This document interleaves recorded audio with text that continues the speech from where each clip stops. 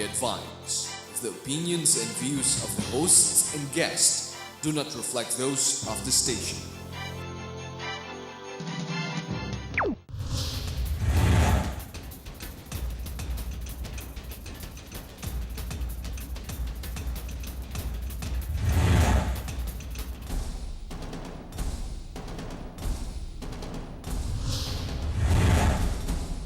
Peoples of this country, hindi makikita yung pinanggalingan natin. Basta hindi susundo ka ng doktor, habulin ka ng aso, lahat ng tinanas. Hindi nire-release naman ng pork barrel mo. So useless naman. Mga patay, papabigyan ko ng 5,000 from my... So, Marami hindi ko na hawak. nagsasabi na Hindi. Dahil baka mangyari, lahat ng madi-dismiss, mang-hostage na lang para ma-reinstate.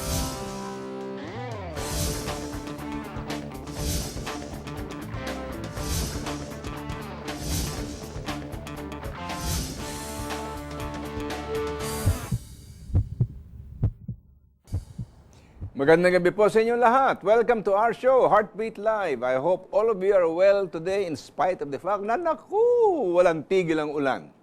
Alam po ninyo sa gabing ito, bago ko pakilala sa inyo kung sino ang ating panauhin, gusto ko lang ipaalala sa inyo na pwede kayo mag-text dito sa amin. Pakilagay lang po ang pangalan at kung saan kayo nandun. Kung galing kayo sa Masbate, lagay nyo. Ako si Freddy Santos ng Masbate o ganon.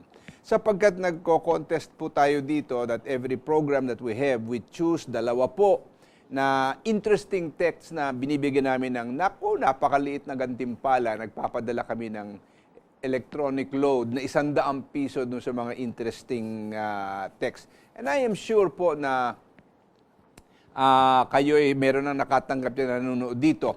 And sasabihin ko lang po, kasi kung wala yung pangalan nyo at location nyo, hindi namin mako-consider because hindi namin alam kung sino yung nagte-text. And we just want to know, only for purposes of our record, hindi naman po yung ginagamit sa pamambagay. But we want to know who was the smart person, male or female, that sent us that lovely text. That remains very, very confidential information po. Huwag kayong mag-alala na wala pong binibigyan niyang information na yan. Ito po ang ating number one winner for the week. Mula kay Tony Rivera po of Cagayan. 0917-474-8826. Sa ibang bansa, farmers ang mapera. Dito sa atin, traders ang kumikita. Ayun. So we send him a 100 peso electronic load. Ang number 2 winner po natin ay wala nang iba kundi si Jeco of Sibugay Province. 0915-798-1630. Ito yung question niya o komentaryo niya kay Secretary Alcala who was our guest last week po.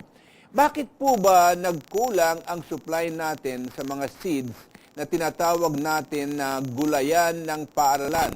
Ano na po ang nangyari sa pagpapagawa ng mga farm-to-market roads dito sa Sibugay Province na kailangan ng mga magsasaka?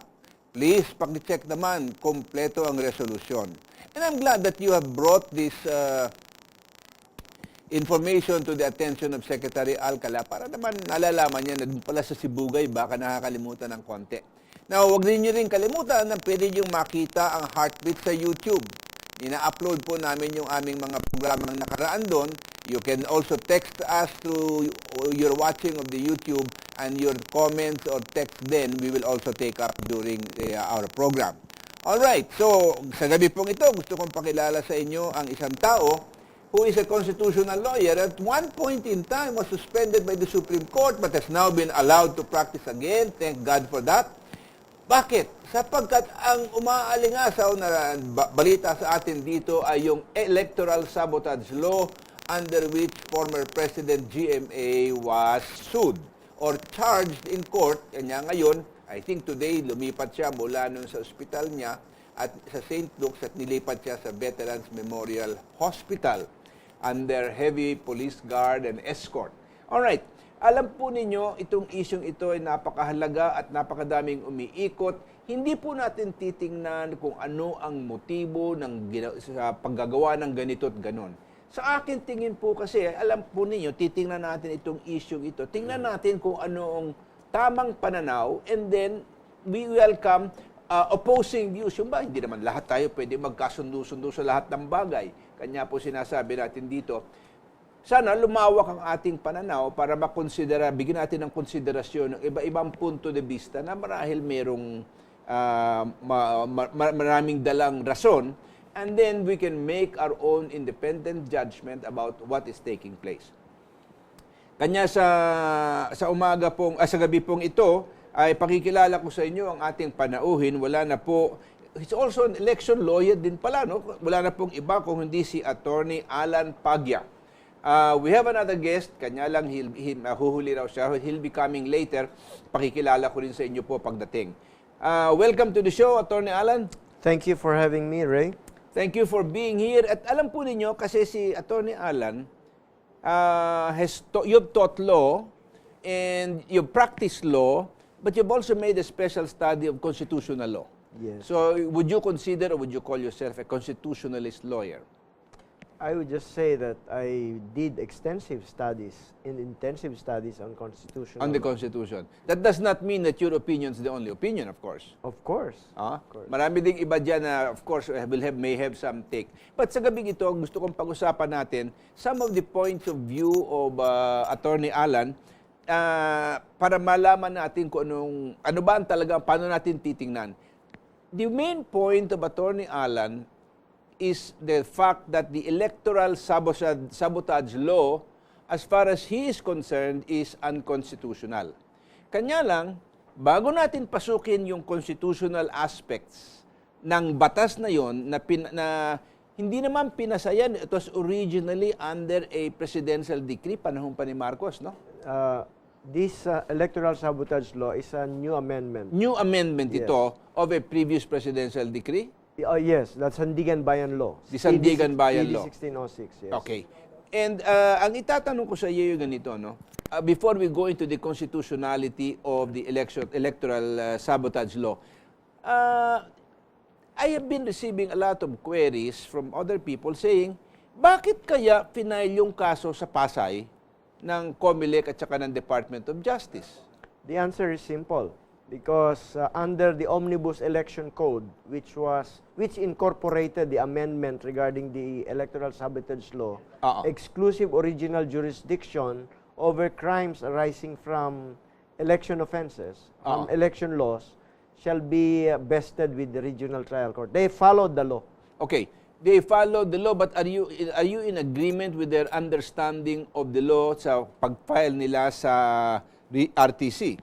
No, I disagree because it is commonsensical that when we have a constitution, the constitution supersedes all laws. Precisely, the power of legislation is derived from constitutional provisions. And under the Constitution of 1973, the jurisdiction of the Sandigan Bayan is determined by the Constitution itself over two classes of offenses.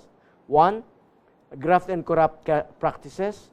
Two, other offenses committed by public officers in relation to their job, in relation to their office, as may be determined by law. Okay, yung sinabi kasi ni Atty. Alan dito, I will try to ilipat natin sa Tagalog ng konti, na pagka merong batas at saka merong bahagi ng ating saligang batas, kasi iba po ang saligan batas, that's the Constitution, ang batas, yung mga batas. Pagka meron pong conflicting provision dito na hindi masyadong maintindihan kung ano, panating nangingibabaw ang saligang batas. Tama ba yun, Kaalan? Tama. In other words, the Constitution is the supreme law of the land. That's right. So kung anumang batas ang napapasa, at hindi po natin maiiwasan kung minsan na ang batas na ipinapasa ay taliwas sa ating saligang batas. But in a case like that, the law in itself is unconstitutional. Yes. Okay.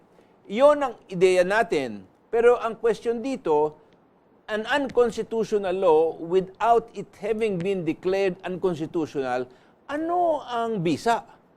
In other words, before it's declared unconstitutional, does it have any force and effect? As a general rule, the answer is yes. The exception is, ang exception ay yung kung kitang-kita yung pagkakasalungat doon sa simple, payak at walang dudang tukuyin ng ating saligang batas. Hoy, galing mo, laling mo pala magtagalog. Marami ka pala tinatagong kaalaman dyan. Bulakenyo. Bulakenyo. Ala, kausap mo yung taga Batangas. Ha? Alright. Ito yung maagang nag-text. 0917-523-3264. The worst people are those who think they are right when they are wrong.